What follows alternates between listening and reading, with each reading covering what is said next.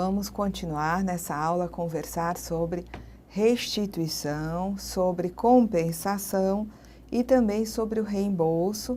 O reembolso é um instituto aplicável em caso de salário maternidade e salário família. Quando a empresa paga, salário família e salário maternidade à empregada ou empregado, ela vai ter o direito de se reembolsar do valor de benefício que ela pagou. Então, vamos lá.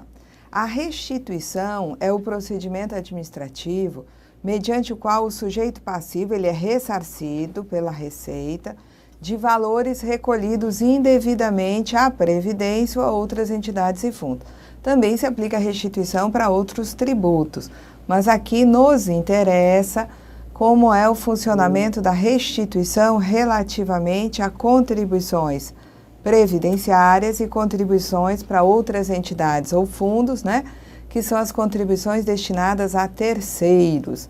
Então, a restituição é quando o indivíduo fez um recolhimento a maior, recolheu algo indevidamente e deseja se ressarcir daquele valor. Ele tem um crédito e ele quer um ressarcimento desse valor.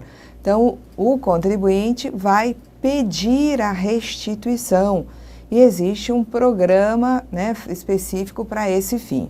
Então, restituição na IN 1300, que é essa IN aqui, de 2012, é apresentada como sendo um procedimento administrativo, onde o sujeito passivo, o contribuinte, ele é ressarcido pela Receita de um valor que ele recolheu indevidamente. Somente vão ser ressarcidos valores que não tenham sido alcançados pela prescrição. O prazo prescricional para um indivíduo na verdade, para ele pedir, não é para ele ser ressarcido, é para ele pedir a restituição de importância recolhida indevidamente é de 5 anos, Então, o indivíduo ele paga o mês de janeiro de 2012 indevidamente, ou ele paga a maior. Do momento em que ele efetuou esse recolhimento indevido, ele vai ter 5 anos. Ele recolheu janeiro no dia 15 de fevereiro. Então, a partir de 15 de fevereiro, ele tem 5 anos para entrar com o seu pedido de restituição daquele valor recolhido indevidamente. Bom, podem ser objeto de pedido de restituição créditos decorrentes de contribuição arrecadada mediante GPS ou DARF. No caso de DARF, ele é o instrumento para recolhimento dos tributos federais. No que diz respeito à contribuição previdenciária, já existe um grupo que é pago em DARF. São as contribuições de 1% ou 2% sobre a receita, no caso da desoneração da folha. Então, uma empresa de tecnologia de informação ou de tecnologia de informação e comunicação, um hotel, que pague 2% sobre a receita, ele vai pagar isso em DARF. E, se recolheu indevidamente, vai pedir restituição.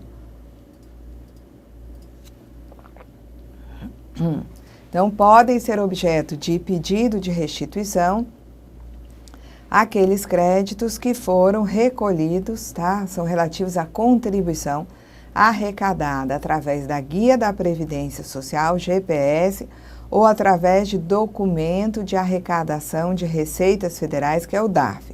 Então, quais são as hipóteses onde esses valores podem ser objeto de restituição? Quando houve cobrança ou pagamento espontâneo por parte do contribuinte e esse pagamento foi indevido ou foi em valor maior do que o devido. Também é possível pedir restituição quando houve erro na identificação do sujeito passivo, na determinação da alíquota aplicável, no cálculo do montante do débito ou na elaboração ou conferência de qualquer documento relativo ao pagamento. Então, quando existe erro, paga com o CNPJ, quando na verdade o pagamento deveria ter sido feito em outro CNPJ. Então, ali houve erro na identificação do sujeito passivo, pagou um percentual contributivo maior do que o que era devido. esse erro acaba sendo um recolhimento indevido também. É que às vezes o indivíduo recolhe no próprio CNPJ, está tudo certo, os identificadores, os dados do documento de arrecadação estão corretos, mas ele realmente paga o que não deveria ter pago, ou paga mais do que deveria ter pago, aí fica no primeiro item. Quando há erro no preenchimento do documento que não permite você fazer qualquer tipo de retificação, de ajuste nesse documento de arrecadação, porque o erro é um erro, né, que não pode ser sanado através de pedido de redarf ou de ajuste de GPS, então efetivamente o que cabe ao contribuinte, o que resta a ele, é pedir restituição. Também em caso de reforma, anulação, revogação, rescisão de decisão condenatória. Então, por conta de uma decisão administrativa, o indivíduo tinha sido compelido a pagar um determinado valor. E adiante, né, essa decisão, ela é reformada, anulada, e aquele valor antes considerado devido não é mais considerado como tal. Então, o indivíduo pode pedir restituição daquilo que ele pagou em virtude da decisão que foi alterada. Muito bem. Também podem ser objeto de restituição pela Receita, tá? Nessas hipóteses todas aqui anteriores, tá? Que nós vimos no quadro anterior, as quantias recolhidas a título de multa e juro moratório, previstas em leis instituidoras de obrigações tributárias principais ou acessórias, relativamente a tributo administrado pela Receita. Então, não apenas o valor originário recolhido indevidamente pode ser objeto de restituição, de pedido de restituição, mas também quando o indivíduo recolhe juros ou multa indevidamente, a maior, ele pode pedir restituição. Inclusive, multa por obrigação acessória descumprida, infração administrativa, tem multa para essa situação.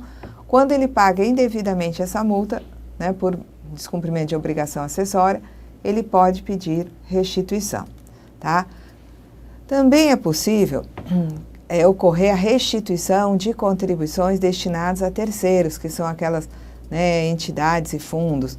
Então, compete à Receita efetuar a restituição de valores recolhidos a maior indevidamente para outras entidades ou fundos, exceto no caso de arrecadação direta realizada mediante convênio.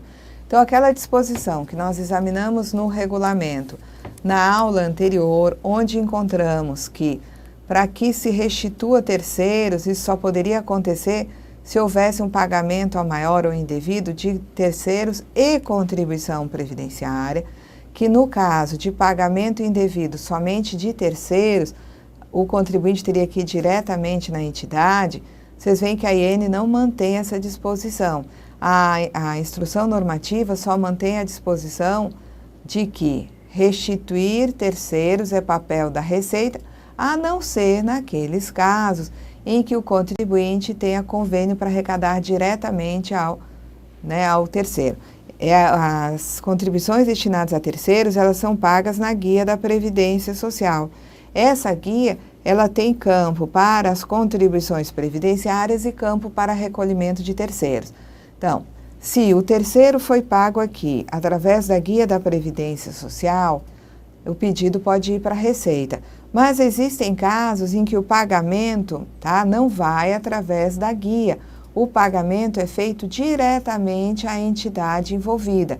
Nesse caso, como foi convênio para pagamento direto, o contribuinte que recolheu a maior ou indevidamente, diretamente ao terceiro, vai ter que ir até a entidade para solicitar a restituição, ok?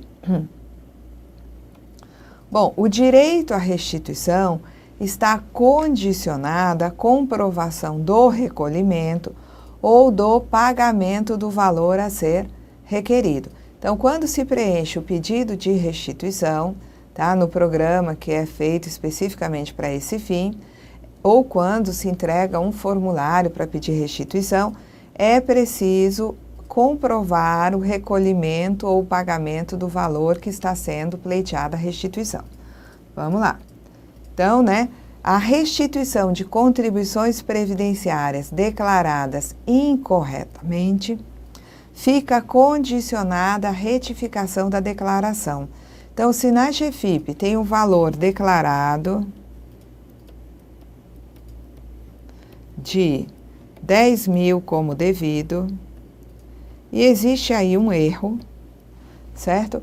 O valor que deveria ser recolhido realmente é de 8 mil, porque a empresa, por exemplo, esqueceu de deduzir um salário maternidade, tá? Então, ela declarou em GFIP 10 mil, depois ela vai e corrige a GFIP, ela tem que entregar uma GFIP retificadora para demonstrar que o valor devido no mês, tá, era de 8 mil, então ela declara o valor correto, que é de 8 mil, aí sim vai se aceitar a restituição daqueles 2 mil. Enquanto ela deixar a GFIP assim, com 10 mil como valor declarado devido, ela não consegue a restituição, tá? Ela só vai conseguir na medida em que ela também retifique o documento declaratório. Então, a restituição de contribuições previdenciárias declaradas incorretamente fica condicionada à retificação da declaração, exceto quando o requerente for segurado ou terceiro não responsável por essa declaração. Então, o segurado, ele ganhou naquele mês R$ 1.200, mas descontaram 11%, era para descontar 8%. Ora, segurado não declara GFIP. Se ele provar que o desconto foi feito a maior e, né, foi efetuado o recolhimento daquele montante a maior, ele pode pedir sem que haja a retificação da GFIP, porque quem informa e quem retifica a GFIP é a empresa e não o segurado. Vamos lá. Valores, então, que podem ser restituídos. Contribuições sociais previdenciárias, tá? Inclusive aquelas contribuições que foram descontadas de segurados, tá? Basta provar que devolveu já ao segurado aquele montante descontado a maior, que a empresa vai poder pedir restituição daquele valor. Então, contribuições sociais previdenciárias, também contribuições de outras entidades e fundos, que são as contribuições para terceiros, SESI, SENAI, SESC, SENAC, SEBRAE, Salário Educação, INCRA, SEST, SENAT, SECOP, Fundo Aeroviário, Diretoria de Portos e Costas, o SENAR, todos esses terceiros, caso pagos a maior, podem ser restituídos.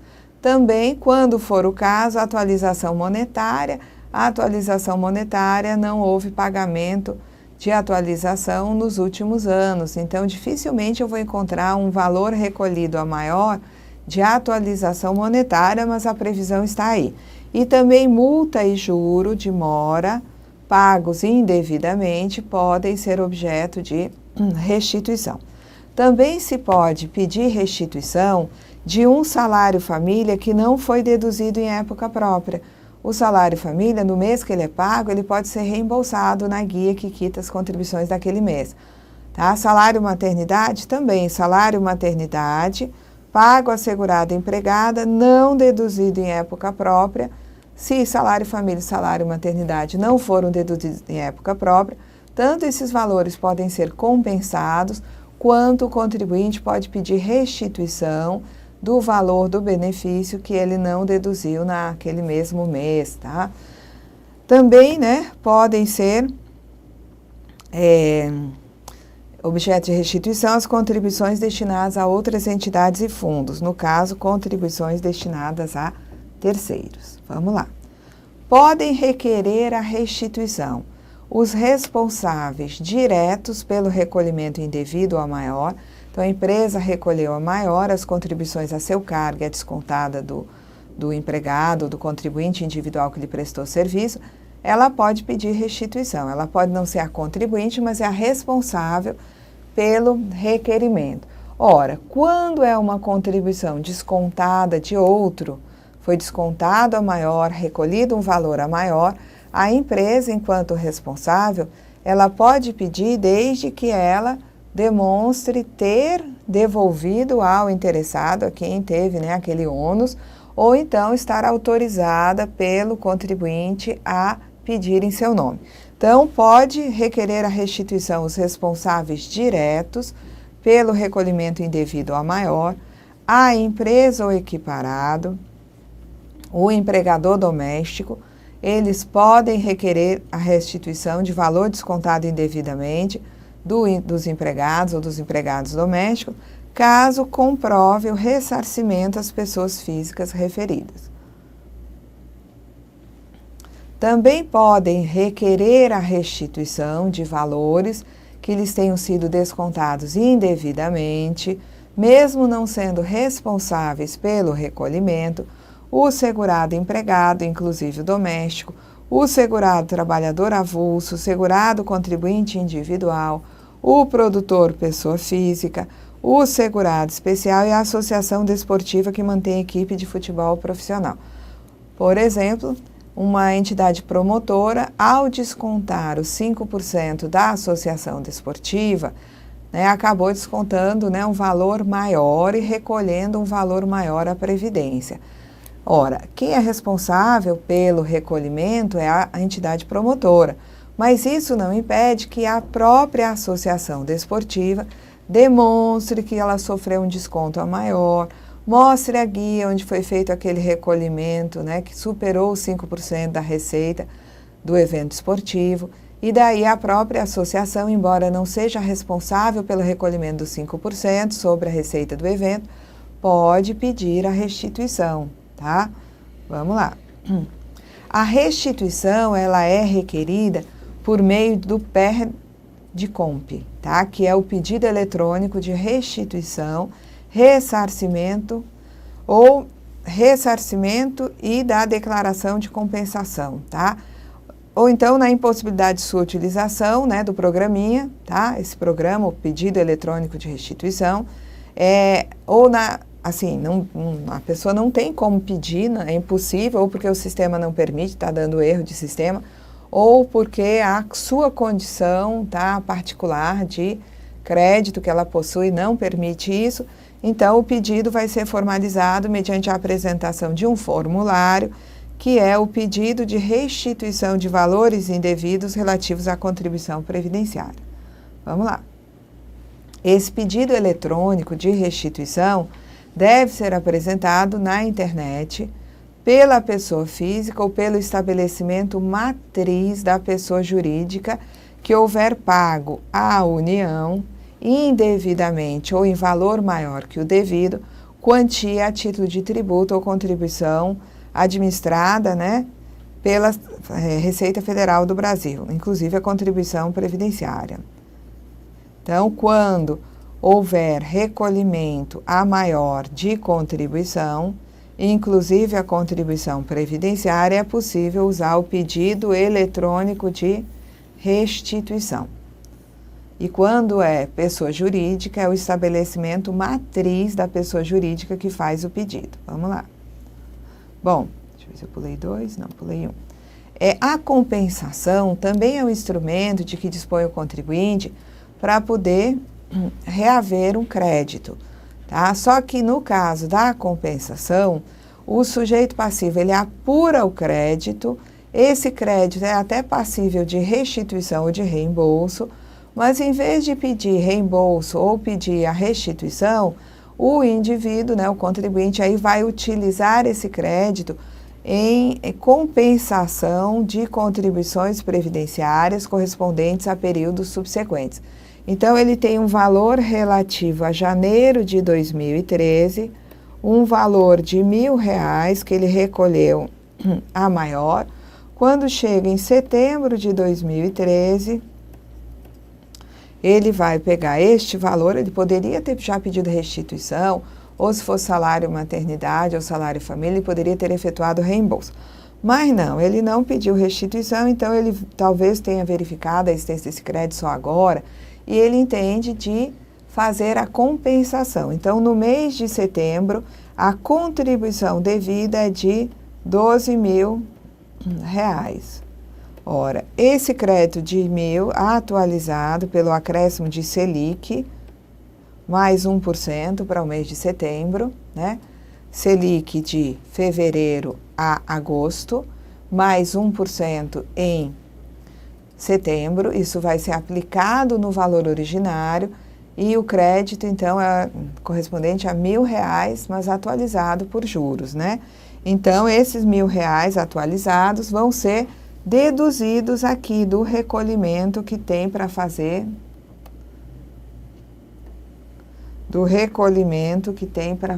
em setembro. Então, em setembro, tá?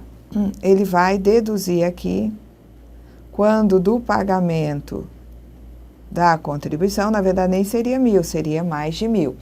E esse valor que vai ser deduzido da contribuição a recolher é informado também na GFIP.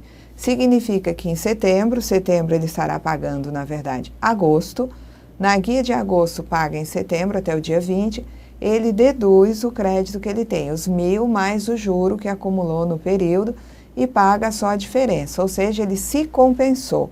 Ele usou a contribuição que ele está pagando em setembro para se compensar desse crédito que ele possui. E ele vai ter que obrigatoriamente informar na GFIP.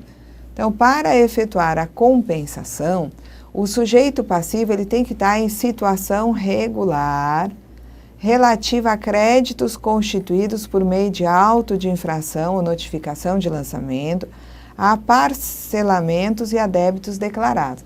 Então, ele tem que estar, né, regular no que diz respeito a créditos já constituídos, a créditos que foram objeto de parcelamento, considerando todos os débitos existentes, tanto para matriz, filiais, obras de construção civil, ressalvados aqueles casos em que os débitos têm sua exigibilidade suspensa.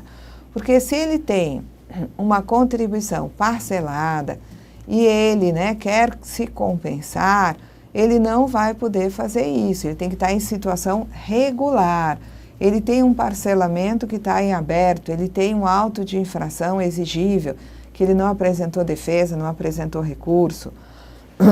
O crédito decorrente de pagamento ou de recolhimento indevido pode ser utilizado entre os estabelecimentos da empresa, exceto obras de construção civil, para compensação com contribuições previdenciárias devidas. Então, a matriz tem um crédito, mas ela quer aproveitar esse crédito para deduzir na contribuição de uma filial. Ela pode fazer isso? Ela pode fazer isso. Tá? Os acertos entre o que ela tem de crédito na contribuição devida que ela vai pagar não precisam acontecer somente na matriz. Caso haja pagamento indevido relativamente à obra de construção civil encerrada ou sem atividade, a compensação pode ser realizada pelo estabelecimento responsável pelo faturamento da obra. Então, eu tenho aqui uma filial que é responsável, dentro daquela construtora, por uma obra de construção civil. Essa obra de construção civil, ela já encerrou. Então, a obra está encerrada e, relativamente a essa obra, se verificou que ela pagou indevidamente um valor de R$ 2.500. Então, ela pagou a mais R$ 2.500. Como a obra já encerrou e não existem guias a serem pagas nos meses subsequentes, não dá para eu usar, né, esse crédito de R$ 2.500 para compensar em contribuições subsequentes relativas à obra. Mas eu posso trazer esse crédito e compensar nas guias subsequentes da filial que é responsável por essa obra. Vamos lá. Então, a compensação pode ser realizada, inclusive, com as contribuições incidentes sobre o 13º salário. As empresas, elas pagam 13 GPS no mínimo por ano. Por quê? Porque existe uma GPS relativa ao 13º salário, onde as contribuições, tá, sobre o 10º são pagas até, né, o dia 20 de dezembro de cada ano. Então, nessa GPS aqui, com as contribuições sobre o 13º, GPS com vencimento em 20 de dezembro, é possível também compensar valores indevidamente recolhidos por essa empresa, por esse contribuinte.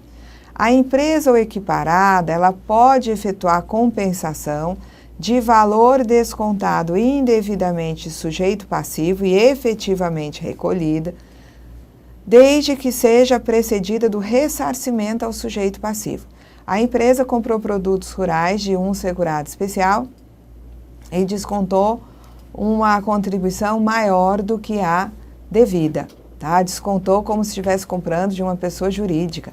Quando se compra de pessoa jurídica, nem é para descontar, a própria pessoa jurídica recolhe. Mas a empresa se enganou, em vez de 2, 0,1 e 0,2, para o Senar, a empresa descontou do fornecedor, segurado especial, 2,5, 0,1 e 0,25 de Senar, tá? Esse valor aqui, que foi descontado e recolhido a maior, a empresa adquirente, que é subrogada nessa obrigação, ela pode se compensar, desde que demonstre que já, né, ressarciu esse valor de 0,4% recolhido a maior, tá? Ressarciu ao segurado especial que forneceu a produção. Esse valor aqui não pode ser compensado, esse aqui tem que ser objeto de restituição.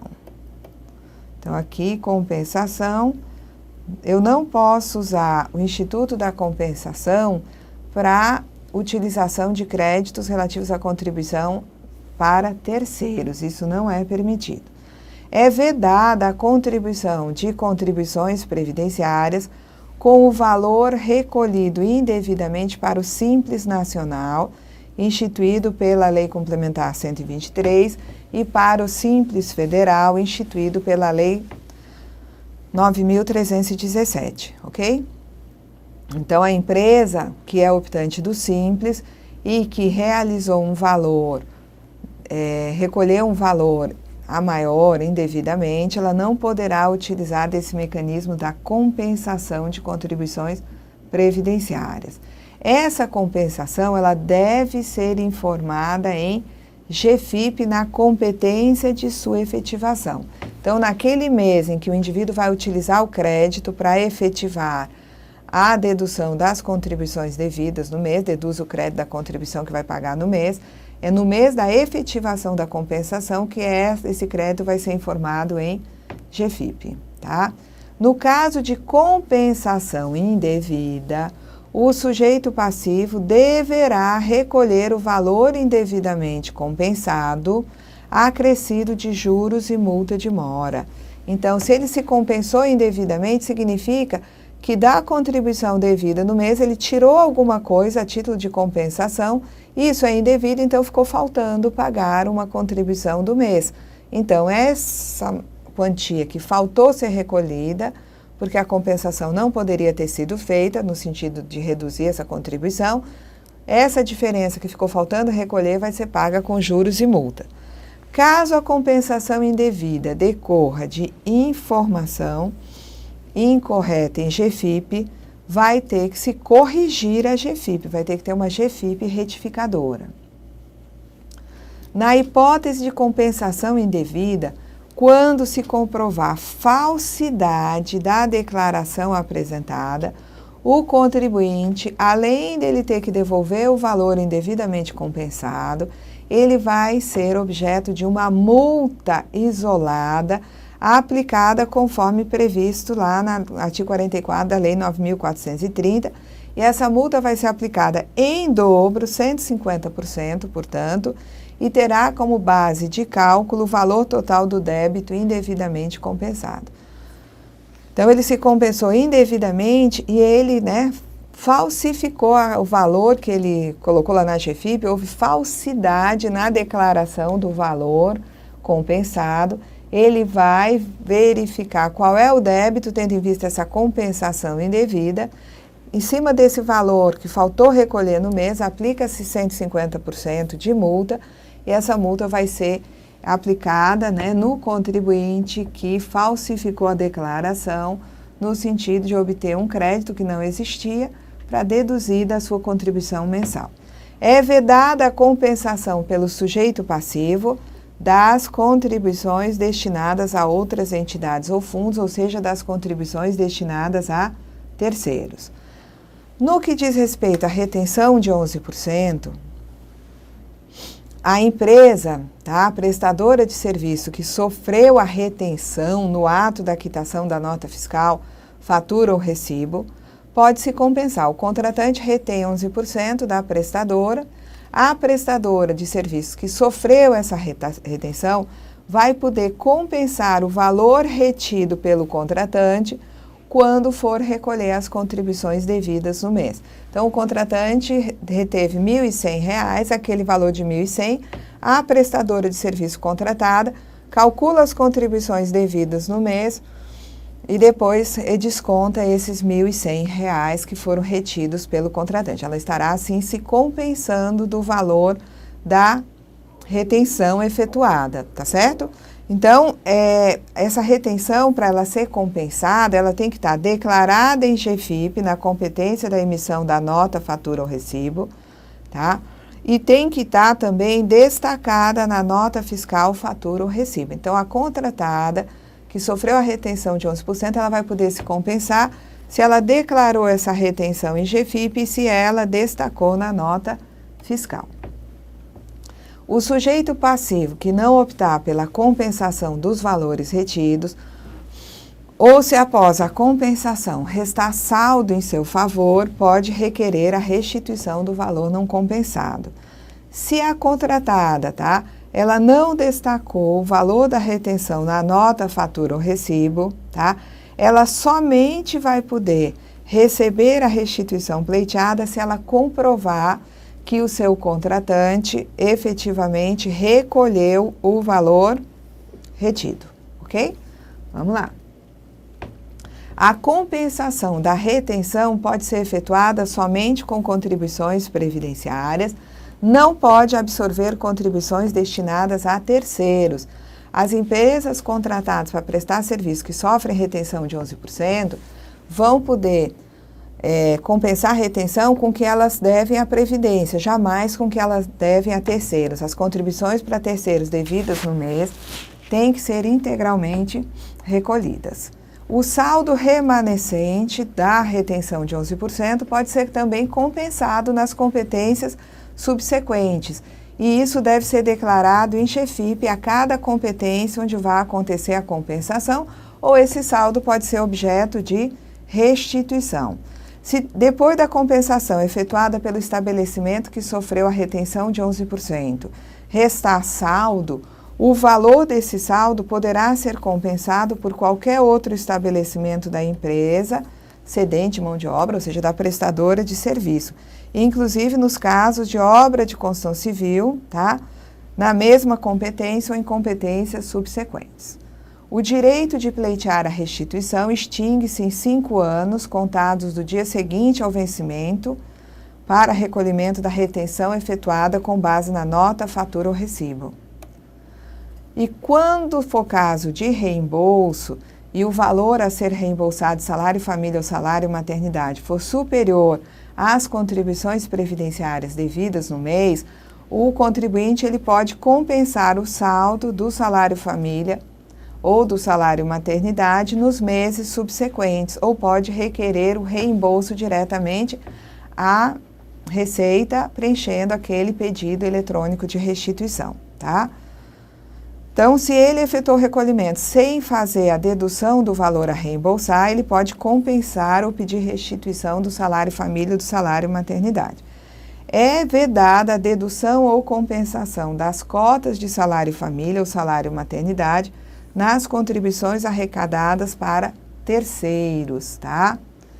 Então, essa multa isolada que está prevista, né, como sendo aplicável em caso de compensação indevida com falsidade de declaração, tá? Ela vai ser uma multa de 150%. E se houver ainda, tá, situação de não atendimento de intimação no prazo estipulado pelo contribuinte, essa multa pode chegar até a 225%. Então, encerramos aqui essa nossa aula sobre compensação, restituição. Até a próxima aula.